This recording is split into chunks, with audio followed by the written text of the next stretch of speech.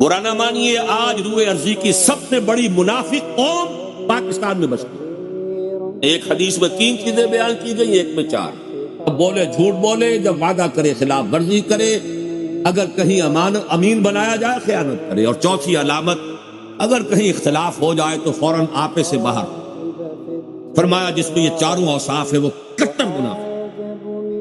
ایک حدیث میں آیا وَإِنْ صَامَ وَصَلَّى وَزَعَمَ أَنَّهُ مُسْلِمٌ، خواہ وہ نماز پڑھتا ہو، روزہ رکھتا ہو اور اپنے آپ کو مسلمان سمجھتا ہو۔ اس حدیث کو سامنے رکھیے اور اپنے معاشرے کا جائزہ لے لیں۔